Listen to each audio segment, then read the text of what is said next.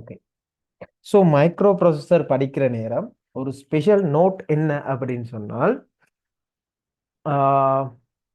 So ஒரு ப்ராசஸரை பொறுத்த வரைக்கும் அது 64 பிட் ப்ராசஸராக இருக்கலாம், இல்லாட்டி என்னவா இருக்கலாம் அப்படின்னு சொன்னால் 32 பிட் ப்ராசஸராக இருக்கலாம். அது என்னது டிஃபரண்ட் 32 பிட் 64 பிட், ரைட்? அதாவது என்ன விஷயம் அப்படின்னு சொன்னால், குறிப்பிட்ட ஏதோ ஒரு வேல்யூவை நீங்கள் டைப் பண்ணுறீங்களா இருந்தால், ஓகே, ப்ராசஸர் ஸ்டார்டிங்கில் இருந்தது 32 பிட், அது ரீப்ரசன்ட் பண்ணும் அது என்னத்தில் 32 பிட்டில். பிட்டுன்றது என்ன அப்படின்னு சொன்னால் 0 1 தான் நாங்கள் என்னன்னு சொல்லுவோம், பிட் அப்படின்னு சொல்லுவோம். ஓகே. ஸோ இது ஒரே டைமில் 32 பிட்ஸ் என்ன செய்யுது அப்படின்னு சொன்னால் கேரி பண்ணுற மாதிரி இருக்கும். இப்போ இருக்க மாடர்ன் ப்ராசஸர்லாம் என்ன அப்படின்னு சொன்னால் அதான் சொல்கிறாங்க, ஆஸ் திஸ் கரண்ட்லி 64 பிட் ப்ராசஸராக கேம் டு யூசேஜ். அப்போ இவங்க என்ன சொல்கிறாங்க அப்படின்னு சொன்னால், இப்போ இருக்க ப்ராசஸர்லாம் என்ன அப்படின்னு சொன்னால் 64 பிட்டில் இருக்குது. Okay, right. ஸோ இதுதான் ஐடியா. 32 பிட் அப்படின்னு சொன்னால் அவர்கிட்ட இருக்கக்கூடிய அந்த பிட்டா மாற்றிட்டு போகிறது ஜஸ்ட் 32, இப்போ 64. இன் ஃபியூச்சர் அது 128 128க்கு மாறும் அப்படிங்கிற ஒரு ஐடியா இருக்குது. ரைட். ஸோ ஒரு ப்ராசஸரை எடுத்து பார்க்குற நேரம், மேபி இதுதான் ஒரு ப்ராசஸரை நாங்கள் ரிமூவ் பண்ணி பார்க்குற நேரம், ஒரு ப்ராசஸரில் என்னென்ன இருக்கும் அப்படின்னு சொன்னால் பிராண்ட் நேம் இருக்கும். சரியா? ஒரு ப்ராசஸரில் முதலாவது என்ன இருக்கும் அப்படின்னு சொன்னால் பிராண்டுக்கான நேம் இருக்கும். ரைட். ஃபேமஸ் ஆனது ப்ராசஸர்லேயே ஃபேமஸ் ஆன ஒரு பிராண்ட் என்ன அப்படின்னு சொன்னால் இன்டெல். பாருங்க, டெல் லேப்டாப் வாங்கினாலுமே இன்டெல்னு தான் வரும். ஏன்னா அவங்க ப்ராசஸர் இன்டெல். ஹெச்பி வாங்கினாலும் சரி, என்ன லேப்டாப் வாங்கினாலும் சரி, கொமானா என்ன பிராண்ட் இருக்கு, இன்டெல் தான் இருக்கும். Idea clear? அடுத்து என்ன இருக்கும் அப்படின்னு சொன்னால் மாடல் இருக்கும். அப்படின்னு சொன்னால் மாடல் மீன்ஸ் என்னன்னு சொன்னால் நீங்கள் கேள்விப்பட்டிருப்பீங்க, dual core, quad core, right? Sorry, quad quad core, right? Quad core இல்லாட்டி dual core, core word, right?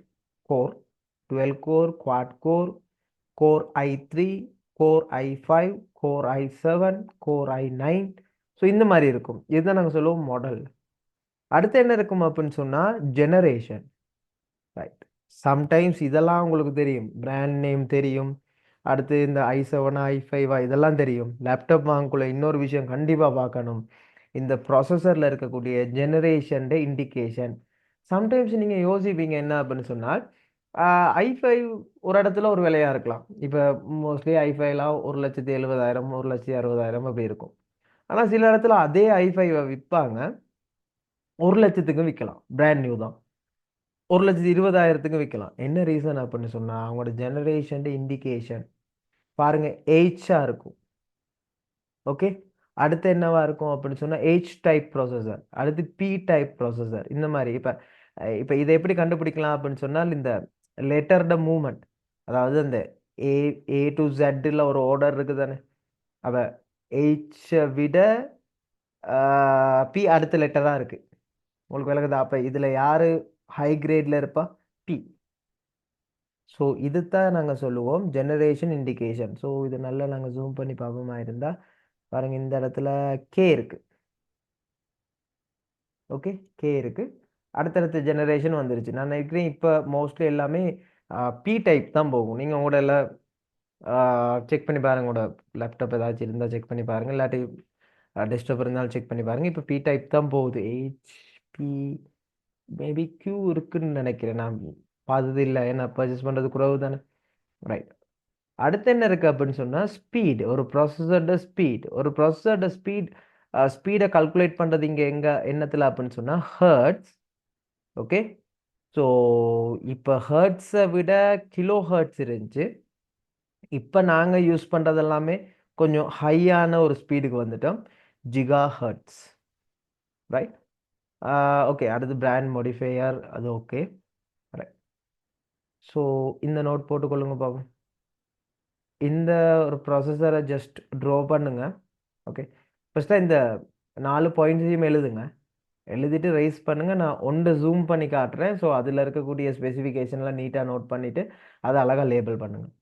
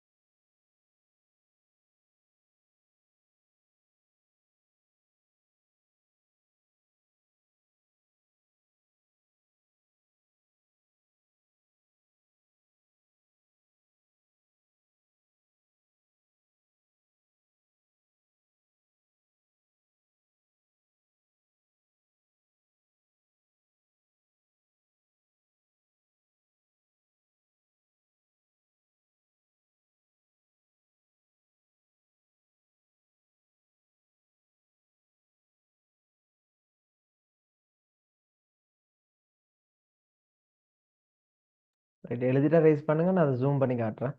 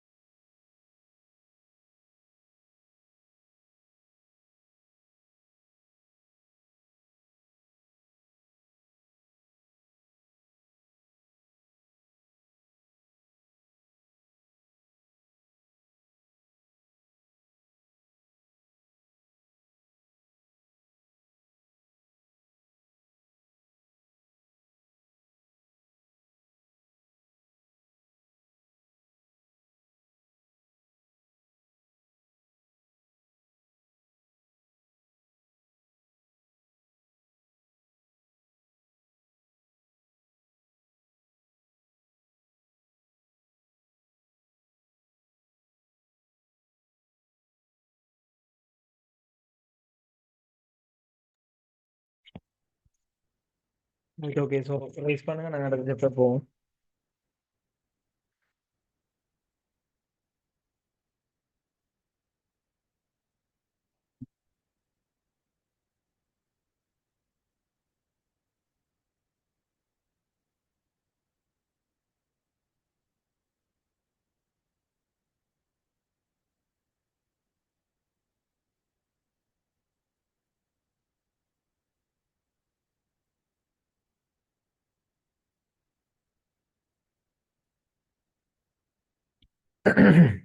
Right. So அடுத்த சாப்டர் போகலாம். கிளியர் தானே? எனக்கு ரைஸ் பண்ணிங்களா இருந்தால் ஈஸியாக இருக்கும்.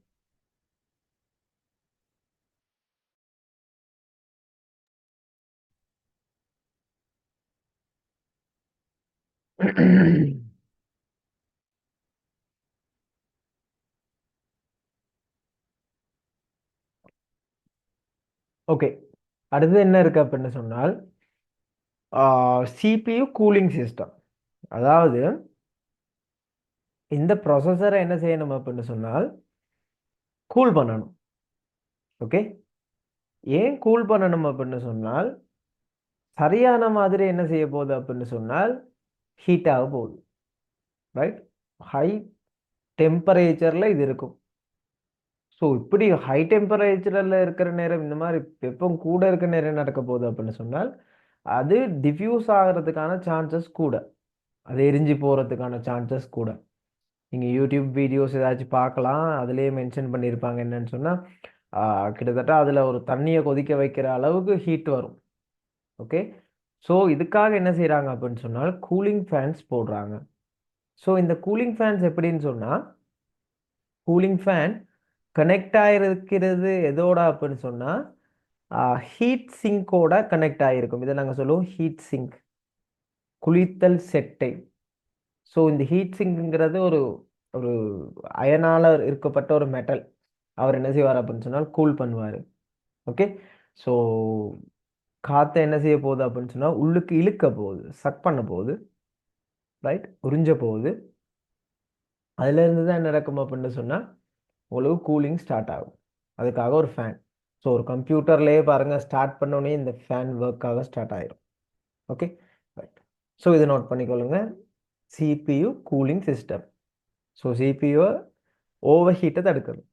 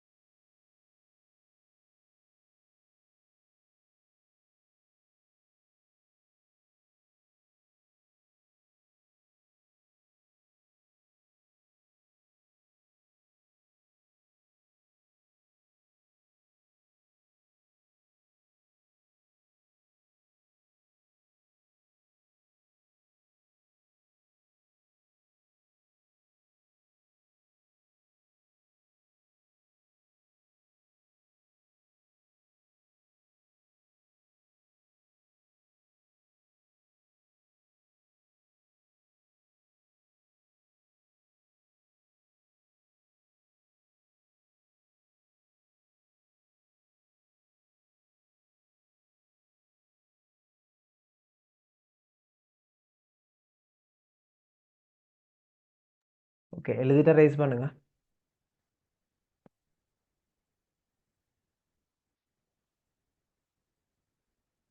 Right, good.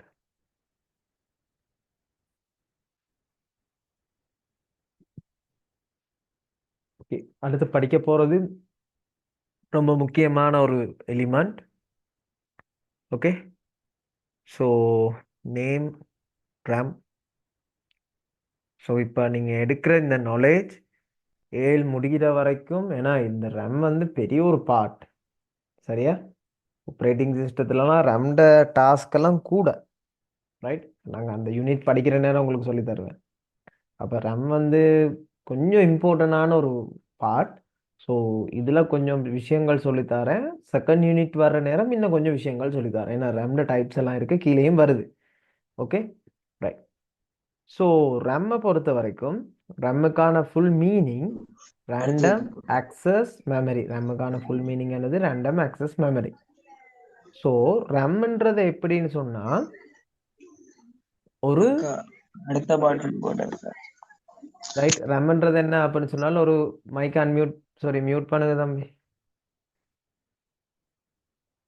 மைக்கை மியூட் பண்ணுங்க. ரைட். ஸோ ரம்ன்றது என்ன அப்படின்னு சொன்னால் டெம்பரரியா, ரைட், தற்காலிகமாக ஸ்டோர் பண்ணக்கூடிய என்ன அப்படின்னு சொன்னால் ஒரு ஸ்டோரேஜ்.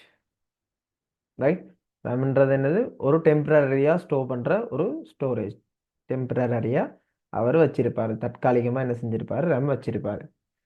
அதாவது கரண்ட் இருக்கிற நேரம் டேட்டாவை சேமிப்பாரு, கரண்ட் இல்லாத நேரம் எல்லாத்தையுமே என்ன செய்யும் அப்படின்னு சொன்னால் ரேஸ் பண்ணிட்டுரும். ஓகே, ஸோ ரம்ன்றது என்ன அப்படின்னு சொன்னால் முதலாவது பாயிண்ட், இது ஒரு டெம்பரரியான ஒரு மெமரி, தற்காலிகமான ஒரு மெமரி. கரண்ட் இருக்கிற நேரம் மட்டும்தான் ஸ்டோர் பண்ணுவார். கரண்ட் எடுத்து விட்டோம்னு சொன்னால் கரண்ட் என்ன செய்ய போறாரு அப்படின்னு சொன்னால் ரேஸ் பண்ண போறார். ஸோ இதனால இதை நாங்கள் சொல்லலாம் volatile memory. Special name volatile memory. V, volatile. தமிழ்ல நாங்க சொல்லுவோம் அழித்தகா நினைவகம். ஓகே, ஸோ கரண்ட் இருக்க நேரம் மட்டும்தான் வச்சிருப்பார், கரண்ட் இல்லாத நேரம் அழிச்சு விட்டுருவார். இன்னொரு முக்கியமான பாயிண்ட் கீழே வரப்போகுது அடுத்தடுத்த ஸ்லைடில். கம்ப்யூட்டரை ஒன்றை நாங்கள் ஸ்டார்ட் பண்ணுற நேரம், ஸ்டார்டிங்கை நான் பூட்டிங் அப்படின்னு சொல்லுவேன். ஸோ ஒரு கம்ப்யூட்டரை ஸ்டார்ட் பண்ணுற நேரம் ஆப்ரேட்டிங் சிஸ்டத்தை ரம்முக்கு என்ன செய்வாங்க அப்படின்னு சொன்னால் லோட் பண்ணுவாங்க. ஓகே, ஸோ இப்போ இந்த நேரம் இந்த லேப்டாப் ஆன் ஆகி உங்களுக்கு கிளாஸ் நடந்துட்டு இருக்கு, சரிதானே? ப்ராசஸ் நடந்துட்டு இருக்கு. இப்போ இந்த ஆப்ரேட்டிங் சிஸ்டம் எதில் ஸ்டோர் ஆகி இருக்கு அப்படின்னு சொன்னால் ரம்லையும் ஸ்டோர் ஆகி இருக்கு. வேர்டை நல்லா பார்த்துக்கொள்ளுங்க, ரம்முக்குள்ளேயும் இருக்கு. ஆப்ரேட்டிங் சிஸ்டம் யாரில் இருக்கு? ரம்லையும் இருக்கு. ஸோ அதுக்குமே ரம்மை யூஸ் பண்ணுறாங்க. ஓகே தானே? நான் உங்களுக்கு இதுக்கு முதல்ல ப்ரீவியஸ் கிளாஸில் உங்களுக்கு படித்து கொடுத்துருக்கேன் control structure of a computer. Right, input, main memory, output, secondary memory, processor, இந்த மாதிரி விஷயங்கள்லாம் நான் படித்து கொடுத்துருக்கேன். சரியா? அதுலேயுமே பாருங்க, மெயின் மெமரிக்கு நான் நல்ல எக்ஸாம்பிள் சொல்லி கொடுத்துருக்கேன். மெயின் மெமரிக்கு நல்ல ஒரு எக்ஸாம்பிள், பிரதான நினைவகத்துக்கு நல்ல ஒரு example RAM. Okay, so RAM பாருங்க மிடில் தான் இருக்கு, நடுப்பகுதியில் தான் இருக்கு. இன்புட் பண்ணுறதும் ரேம்ல தான் ஸ்டோர் ஆகுது, அவுட்புட்டுக்கு எடுக்கணுமா இருந்தாலும் ரேம்ல தான் இருக்கு. மேலே செகண்டரி மெமரிக்கு போகணுமா இருந்தாலும் ரேம்ல இருந்து தான் போகுது. அடுத்து ப்ராசஸுக்கு போகணுமா இருந்தாலும் ரேம்ல இருந்து தான் போகும். ஸோ ரேம்ன்றது அதுதான் நான் சொல்கிறேன், எகைன் சொல்கிறேன், ரேம்ங்கிறது அதுதான் important part. Okay, right. So இதை நோட் பண்ணுங்க பாவம். நோட் பண்ணிவிட்டு எனக்கு ரைஸ் பண்ணுங்கள், அது கொஞ்சம் ஈஸியாக இருக்கும் எனக்கு அடுத்த சாப்டருக்கு போகிறதுக்கு.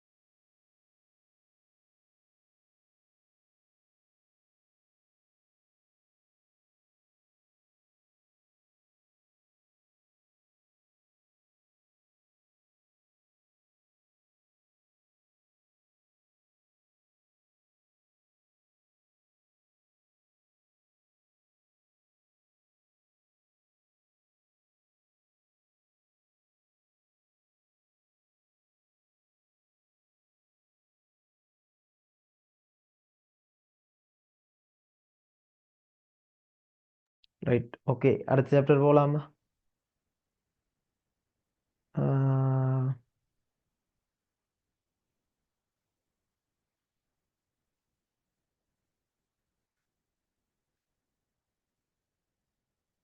Right, okay. ஸோ அடுத்தது, ரைட், ரம்ல இருக்கக்கூடிய டைப்ஸ், ரைட், என்னென்ன ரம் இருக்கு அப்படின்னு சொல்லி. ஸோ நீங்கள் ஜஸ்ட் இப்போ மார்க் பண்ணுங்க, நாங்கள் இதை டீப்பாக படிப்போம். DDR1, DDR2, DDR3. ஓகே.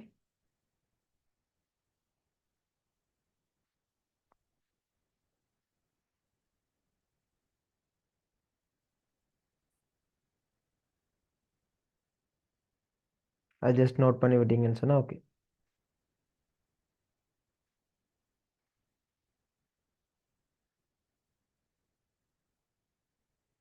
ம்.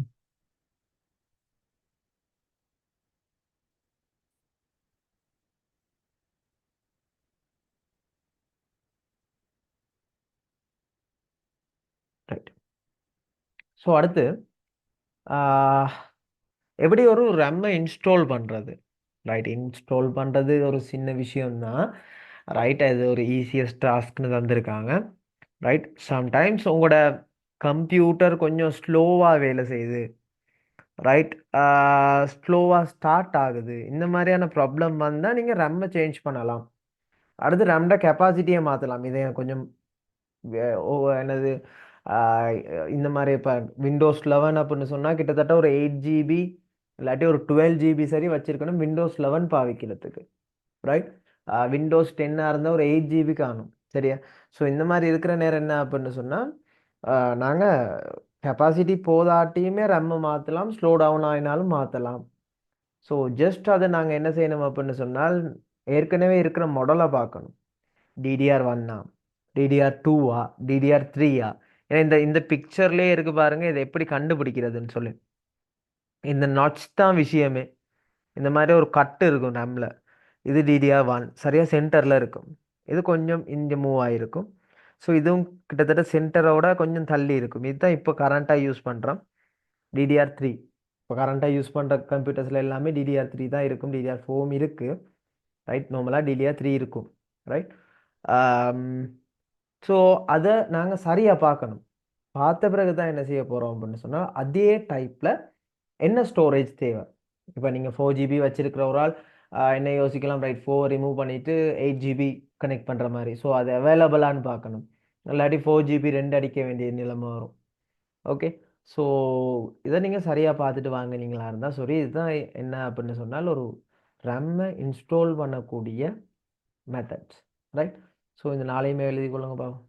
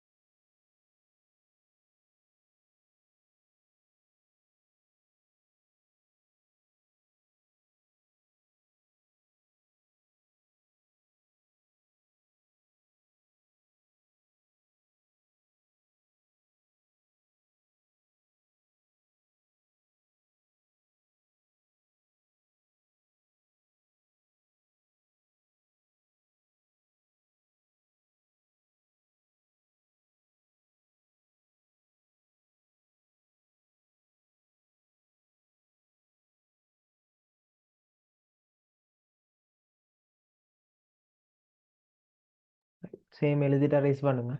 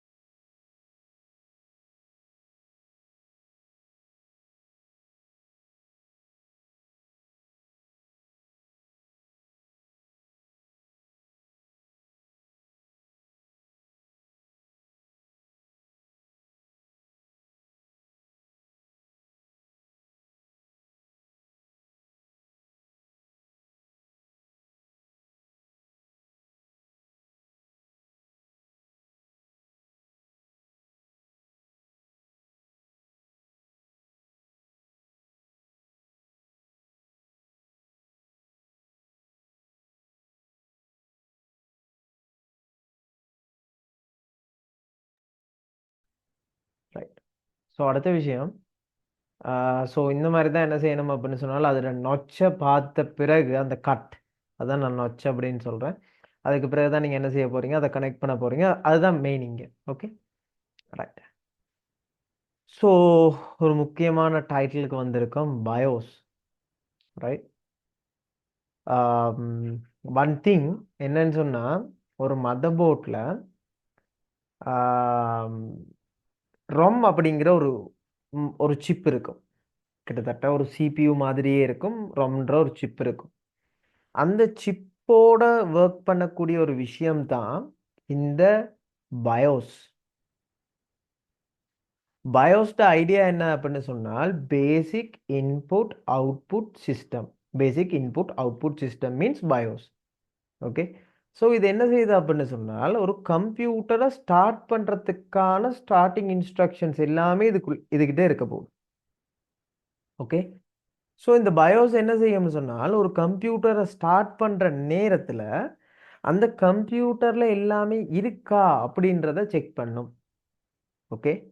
ஒன்று எப்படி செக் பண்ணும் அப்படின்னு சொன்னால், இன்டர்னலாக எல்லாமே கனெக்ட் ஆகி இருக்கா. இப்போ இன்டர்னலாக அப்படின்னு சொல்கிற நேரம் எப்படி, ரேம் இருக்கா, ஒரு ஹார்ட் டிஸ்க் இருக்கா, இதெல்லாம் கட்டாயம் தேவையான விஷயங்கள் தானே. இதை பயோஸ் செக் பண்ணுவார் ஒன்று. அடுத்து எக்ஸ்டர்னலாக யார் யார் கனெக்ட் பண்ணியிருப்பா அப்படின்னு சொல்லி செக் பண்ணுவார். Example mouse, keyboard, printer, scanner, இந்த மாதிரி செக் பண்ணுவார். இதுவும் பயோஸ்டே வேலை. ஸோ ஓவராலாக இவர் என்ன செய்வார்னு சொன்னால், யார் யார் கனெக்டடில் இருக்காங்க, எல்லாமே ஒர்க்கிங் கண்டிஷனா, ஸோ இதை செக் பண்ணக்கூடிய ஒரு ஆள் தான் யார் அப்படின்னு சொன்னால் பயோஸ். ஓகே. பிறகு இந்த பயோஸ் என்ன செய்ய போகுது அப்படின்னு சொன்னால், ரைட், இந்த செக்கிங்காக, இந்த இடத்துல செக்கிங் நடக்குது தானே, ரைட், இந்த செக்கிங்காக அந்த பயோஸ் யூஸ் பண்ணக்கூடியது நோட்ல இல்லை, போஸ்ட் அப்படின்ற ஒரு சிக்னல். என்ன சிக்னல்? போஸ்ட். ஸோ அந்த டயக்ராமில் அதை நான் தந்திருக்கேன். Power on self test. So நல்லா நீட்டாக கேட்டுக்கொள்ளுங்க, ஏன்னா அது ரொம்ப இம்பார்ட்டண்டான சாப்டர். ஸோ ரம் இருக்கு, ரம்முக்குள்ள பயோஸ் இருக்கு, பயோஸ் செய்யக்கூடிய ஒரு ஃபங்க்ஷன் தான் போஸ்ட். இந்த போஸ்ட்டுங்கிற ஒரு சிக்னல் தான் என்னென்ன உள்ளுக்கு கனெக்ட் பண்ணி வச்சிருக்கோம் சிஸ்டத்துக்கு உள்ளுக்கு, சிஸ்டத்துக்கு வெளியே என்னென்ன இருக்குது அப்படின்றத ஓவராலாக செக் பண்ணும், ஒர்க்கிங் கண்டிஷனை செக் பண்ணும். இந்த நேரம் இது இது இது இந்த நேரம் அப்படின்னு சொன்னால் மெஷினை ஸ்டார்ட் அப் பண்ணுற நேரம். அதுதான் நாங்கள் சொல்லுவோம் பூட்டிங் அப்படின்னு சொல்லுவோம். ஸ்டார்ட் அப் என்னன்னு சொல்லலாம், பூட்டிங் அப்படின்னு சொல்லுவோம். ஸ்டார்ட் அப், கணினியை ஆரம்பித்தல். ஸோ அந்த நேரம் நடக்கிற விஷயங்கள் தான் இது. ஏன்னா ஆரம்பிக்கிற நேரமே எல்லாம் ஒர்க்கிங் கண்டிஷன் நான் பார்க்கணும் தானே, அதுக்கு இந்த பயோஸ் போஸ்ட்டுங்கிற ஒரு ஒர்க்கை செஞ்சு விடும். ரைட். இதுக்கு பிறகு என்ன நடக்க போகுது அப்படின்னு சொன்னால், இந்த நேரம் நீங்கள் பாருங்க கம்ப்யூட்டர் ஆன் பண்ற நேரம் ஒரு Black கலர் ஸ்க்ரீனை பார்ப்பீங்க. அந்த Black கலர் ஸ்க்ரீன் வந்து ஃபாஸ்டா மூவ் ஆயிரும். அப்படியான விஷயத்தை தான் நாங்க சொல்லுவோம் என்ன அப்படின்னு சொன்னால் ஆம், இந்த இந்த இந்த இந்த டைமிங்ல நான் சொன்ன அந்த செக்கிங் டைம்ல Black கலர் ஸ்க்ரீன் தான் உங்களுக்கு வரும். அதுக்கு பிறகு பாருங்க ஒரு ப்ளூ கலர் ஸ்க்ரீன்ல லோடிங் அப்படிங்கிற ஒரு விஷயம் வரும் மெஷினை ஸ்டார்ட் அப் பண்ற நேரம். ஸோ இந்த இடத்துல என்ன நடக்குது அப்படின்னு சொன்னால் பூட் ஸ்ட்ராப் லோடர் அப்படிங்கிற ஒரு விஷயம் வருது. யாரு? Bootstrap loader. நான் இந்த இடத்துல மென்ஷன் பண்ணியிருக்கேன். Bootstrap loader. இந்த பூட் ஸ்ட்ராப் லோடர் என்ன செய்யும் அப்படின்னு சொன்னால் நார்மலா ஹார்ட் டிஸ்க்ல தான் என்ன இருக்கு அப்படின்னு சொன்னால் ஹார்ட் டிஸ்க்ல தான் என்ன இருக்குன்னு சொன்னால் ஆப்பரேட்டிங் சிஸ்டம் பெர்மனண்டா ஸ்டோர் ஆகி இருக்கு. இப்போ நான் இந்த ஹார்ட் டிஸ்கை காட்டுவேனா இருந்தா இதுதான் ஹார்ட் டிஸ்கை நான் டிவைட் பண்ணி வச்சிருக்கேன். இதுல ஆப்பரேட்டிங் சிஸ்டம் எங்க இருக்குன்னு சொன்னால் லோக்கல் டிஸ்க் சில இருக்கு. இப்போ என்ன நடக்கும் அப்படின்னு சொன்னா இந்த பூட் ஸ்ட்ராப் லோடர் ஹார்ட் டிஸ்க்ல இருக்க ஆப்பரேட்டிங் சிஸ்டத்தை ஹார்ட் டிஸ்க்லயும் வச்சுட்டு ஒரு காப்பியை ரேமுக்கு மாத்துது. இதனால தான் நான் ரேம் படிக்கக்குள்ள இந்த இடத்துல உங்களுக்கு ஒரு பாயிண்ட் ஒன்று சொல்லி கொடுத்துருந்தேன், ஞாபகம் இருக்கணும். என்ன சொல்லி கொடுத்துருந்தேன்? ரேம் ஆனது ஆப்பரேட்டிங் சிஸ்டம் பணி செயல் முறைமையையும் வச்சிருப்பாராம். ஸோ ரேம் ஒரு ஆப்பரேட்டிங் சிஸ்டத்தையும் வச்சிருக்கிறாரு அப்படின்னு சொன்னால் நல்லா பாருங்க அந்த ஆப்பரேட்டிங் சிஸ்டம் யார்ல இருந்து எடுத்துக்கொண்டு போகப்பட்டது? ஹார்ட் டிஸ்க்ல இருந்து தான் என்ன செஞ்சிருக்காங்க அப்படின்னு சொன்னா அதை ரேமுக்கு என்ன செஞ்சிருக்காங்க? லோட் பண்ணியிருக்காங்க. ஸோ இந்த நேரம் கூட அவதானிப்பு எப்படி இருக்கும் அப்படின்னு சொன்னால் விண்டோஸ் 10 லோடிங், விண்டோஸ் 11 லோடிங் இந்த மாதிரி இருக்கும். இதை நான் உங்களுக்கு செக் பண்ணி காட்டுறேன். இப்போ ஆப்ரேட்டிங் சிஸ்டம் என் ரேம்ல இருக்கிறத நான் எப்படி செக் பண்ண போறேன்னு சொன்னால் இந்த இடத்துல வந்து நான் இந்த கிராஃபிக் கார்டுக்கு வரேன். ஓகே, கிராஃபிக் கார்டை பார்த்தா ரேம்மை பற்றி காட்டுது. பாருங்க DDR4. ஓகே, கிட்டத்தட்ட 12 GB ரேம். ஓகே, ஸோ என்ன செய்கிறாங்க அப்படின்னு சொன்னால் 12 GBல கிட்டத்தட்ட 7.1 GB ஏதோ ஒரு பெரிய விஷயம் எடுத்திருக்கு. ஸோ நார்மலாக நான் இந்த இடத்துல ஜூம் ரன் பண்ணுறேன், PDF ரீடர் தான் இருக்கு. அதுக்கு 7.1 GB இல்லை, கிட்டத்தட்ட இதில் ஒரு 6 GB யார் எடுத்திருக்கா அப்படின்னு சொன்னால் ஆப்பரேட்டிங் சிஸ்டம் எடுத்திருக்கு. ஸோ ஒன்ஸ் நான் கரண்ட் ஓப்பன் பண்ணி எடுப்பேனா இருந்தால் இது ரேஸ் ஆயிரும். Okay, right. ஸோ அவ்வளோதான் ஐடியா. இதை நாங்கள் ஓவராலாக பூட்டிங் அப்படின்னு சொல்லுவோம். ஸோ இந்த நோட்டை எழுதி கொள்ளுங்க. கொஞ்சம் நோட் பெருசாக தான் இருக்குது, ஆனால் இதில் இருக்கக்கூடிய கண்டென்ட் எல்லாமே ரொம்ப இம்பார்ட்டண்டானது, ரைட்? ஸோ எழுதி கொள்ளுங்க இதை. பயோஸ்.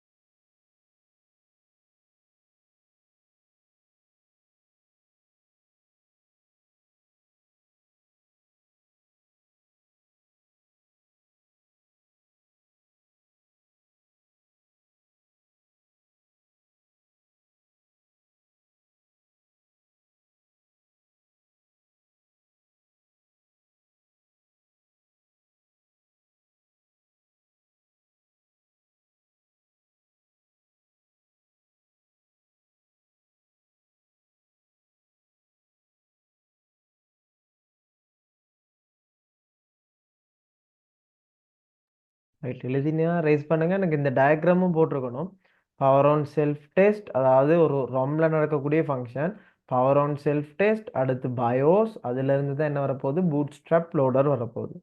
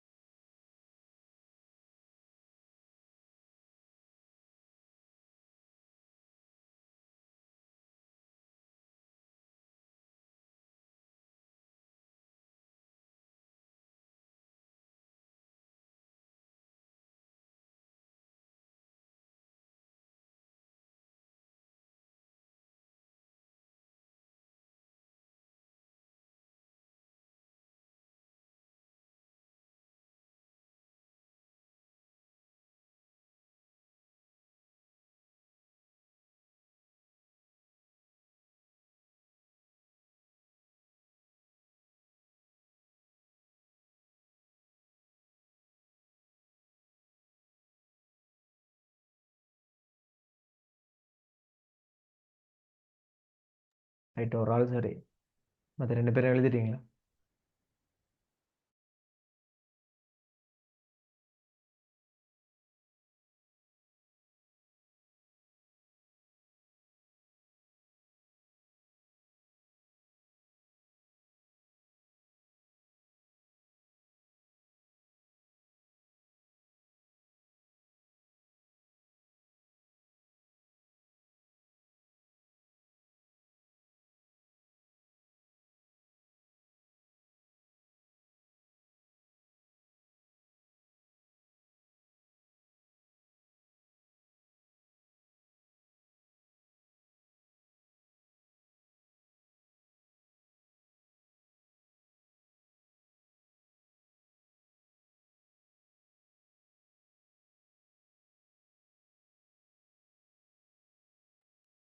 Right, okay.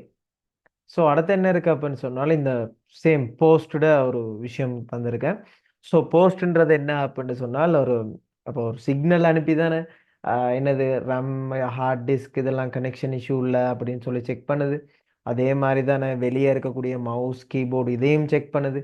ஸோ ஓவராலாக இது செக் பண்ணுற நேரம் என்ன செய்யும் அப்படின்னு சொன்னால் ஒரு பீப் சவுண்டை எழுப்பும். பாருங்க, கம்ப்யூட்டர் ஸ்டார்ட் பண்ணுற நேரம் ஒரு பீப், ஒரு சவுண்ட் ஒன்று வரும். அதுக்கு ரீசன் வந்து இந்த போஸ்ட். சம்டைம் அந்த சவுண்ட் வரல அப்படின்னு சொன்னால் நாங்கள் டிடெக்ட் பண்ணி கொள்ளலாம் எதில் இஷ்யூ இருக்குன்னு சொல்லி. கண்டினியூஸாக பீப் சவுண்ட் வந்துட்டே இருந்தால் நாங்கள் கண்டுபிடிக்கலாம் ரம்ல தான் பிழை இருக்குது அப்படின்றத கண்டுபிடிக்கலாம். ரைட், பீப் சவுண்டை வச்சுட்டு ஐடென்டிஃபை பண்ணலாம் என்னத்தில் ஃபால்ட் இருக்குது அப்படின்றத கண்டுபிடிக்கலாம். ஸோ இது ஒரு சக்ஸஸ் அப்படின்னு சொன்னால் பீப் தரும். ஸோ அன்சக்ஸஸ்னாலுமே சம்டைம்ஸ் வந்து விஜிஏ கால்ட்டெல்லாம் ஃபால்ட் அப்படின்னு சொன்னால் 2 தடவை 3 தடவை பீப் சவுண்ட் வந்துட்டு அப்படியே ஆஃப் ஆயிரும். அப்போ நாங்கள் கண்டுபிடிச்சிடலாம் பீப் சவுண்டில் அப்படின்னா விஜிஎல்ல தான் பிரச்சனை இருக்குது அப்படின்றத கண்டுபிடிக்கலாம். ரைட். ஸோ அதோட இன்னொரு விஷயம் இருக்குது என்ன அப்படின்னு சொன்னால் சீமோஸ் பேக்டரி. ஸோ சீமோஸ் பேக்டரி என்ன அப்படின்னு சொன்னால் எங்களோட கம்ப்யூட்டரில் டேட் அண்ட் டைம் ஓடுறதுக்கு கண்டினியூவஸாக போகிறதுக்கு காரணம் இந்த சீமோஸ் பேக்டரி. Okay, right. ஸோ இதை நோட் பண்ணிக்கொள்ளுங்க பாப்பா.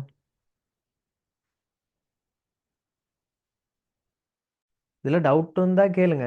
எல்லாமே இம்பார்ட்டன்ட். இந்த நாலேஜ் எனக்கு பிறகு பிறகு அடுத்தடுத்த பாடத்துக்கு போகிற நேரம் இதை நான் திருப்பி சொல்லி தர மாட்டேன். ஆனால் இதை கேட்குற நேரம் இதுக்கான ஐடியா வச்சுருக்கேன்.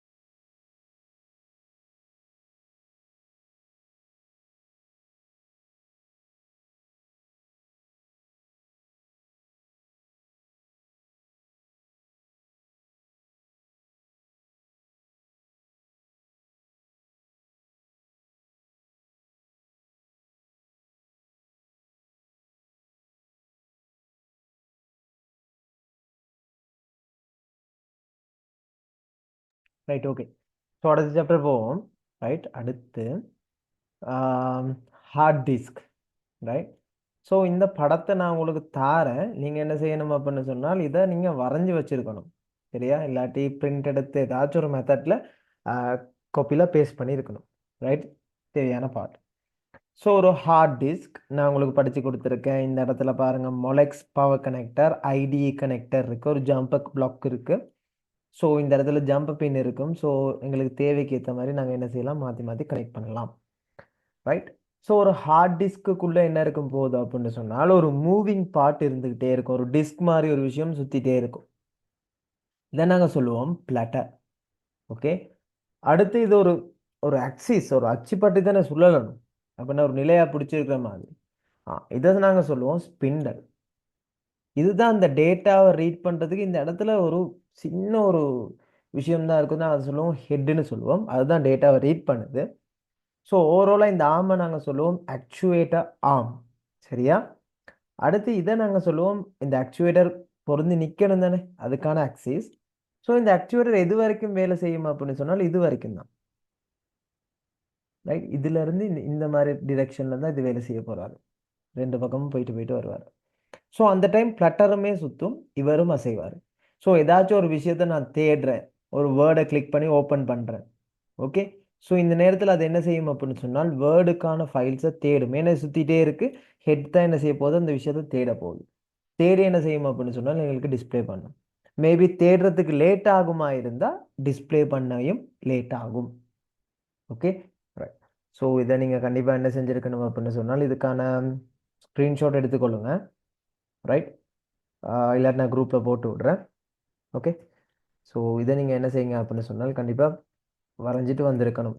ரைட். இல்லாட்டி பிரிண்ட் எடுத்துகிட்டு அதை நீங்கள் லேபிள் பண்ணியிருக்கணும். ஏன்னா இது ரொம்ப இம்பார்ட்டன்ட். ஸோ நான் இதை நான் குரூப்புக்கு ஷேர் பண்ணி விட்றேன். ஓகே. ரைட். ஸோ நாங்கள் சம்டைம்ஸ் இந்த பிளட்டர் சுற்றக்கூடிய இந்த டிஸ்க் மாதிரியான ஒரு அமைப்பு மேபி ஒன்றா இருக்கலாம், இல்லாட்டி மூண்டா இருக்கலாம். அப்போ மூண்டா இருந்துச்சுன்னு சொன்னால் ஹெட்டுமே மூண்டு இருக்கும். இதில் ஒரு பிளட்டருக்கு ஒரு ஹெட் மாதிரி, இதில் 3 பிளட்டர்ஸ் இருந்தால் 3 ஹெட் இருக்கிறதுக்கு சான்சஸ் இருக்குது. ஸோ ஒரு ஹார்ட் டிஸ்கில் வெளிப்புறம், ரைட், எக்ஸ்டர்னல் வியூ. ஸோ இதில் நான் டேட்டாஸ் தந்திருக்கேன்.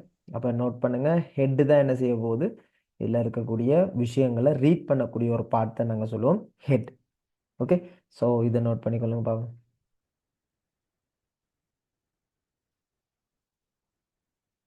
இதை ஒட்டுறதுக்கான ஒரு ஸ்பேஸ் விட்டுருங்க. ரைட்.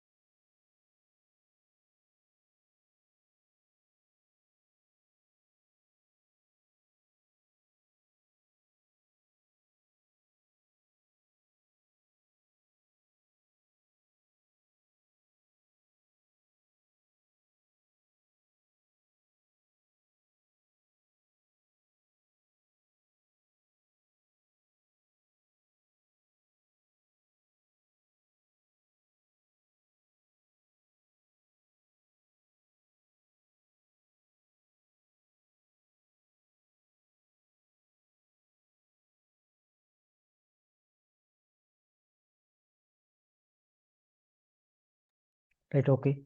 ஸோ அடுத்த சாப்டர், ரைட். ஸோ அடுத்து என்ன இருக்கு அப்படின்னு சொன்னால் பவர் சப்ளை யூனிட். ஓகே, கொஞ்சம் நோட்ஸ் கொஞ்சம் கூட தான் இருக்கு, ஆனால் நாங்கள் எழுதியானுன்ற situation, right. So power supply unit, so power supply யூனிட்டை பற்றி என்ன டிஸ்கஸ் பண்ண வேண்டி இருக்கு அப்படின்னு சொன்னால் மெயினாக எங்களுக்கு வரக்கூடியது 230 வோல்டேஜ். ஓகே, எங்களுக்கு வரக்கூடியது 230 வோல்டேஜ். ஸோ இதை என்ன செய்ய போகுது அப்படின்னு சொன்னால் 12 வாட்டா ஸ்டெப் டவுன் படி குறைப்பு செய்யக்கூடிய ஒரு ஆள் தான் நாங்கள் சொல்லுவோம் பவர் சப்ளை யூனிட். ஓகே, இதை நாங்கள் எஸ்எம்பிஎஸ், அதாவது சுவிட்ச் மோட் பவர் சப்ளைன்னு சொல்லலாம், ரைட். ஸோ இது ஓவராலாக எங்கள்கிட்ட உள்ளுக்கு இருக்கக்கூடிய கம்போனன்ட்ஸுக்கு எல்லாத்துக்குமே, உதாரணத்துக்கு மதர் போர்டு. ஓகே, நாங்கள் அதில் குறிச்சிருக்கோம் பாருங்கள், மதர் போர்டுக்கு பவர் கொடுக்குறது என்ன அப்படின்னு சொன்னால் ATX power connector. Okay, mother போர்டுக்கு பவர் கொடுக்குறது என்னது, ஏடிஎக்ஸ். இந்த ஹார்ட் டிஸ்காக இருக்கலாம், டிவிடி ஓ சிடி ரோமாக இருக்கலாம், இவங்களுக்கு பவர் கொடுக்குறது ஆரம்பத்தில் இருந்து மொலெக்ஸ் கேபிள். ஓகே, இப்போ இருக்கிறது என்ன அப்படின்னு சொன்னால் SATA power cable. Okay, so இது இம்பார்ட்டன்ட். ஸோ பவர் வழங்குது. ஸோ எல்லாத்துக்குமே பவரை சப்ளை பண்ணக்கூடிய ஒரு யூனிட் தான் என்ன அப்படின்னு சொன்னால் இந்த power supply unit. Okay, right. So இதை நோட் பண்ணிக்கொள்ளுங்க.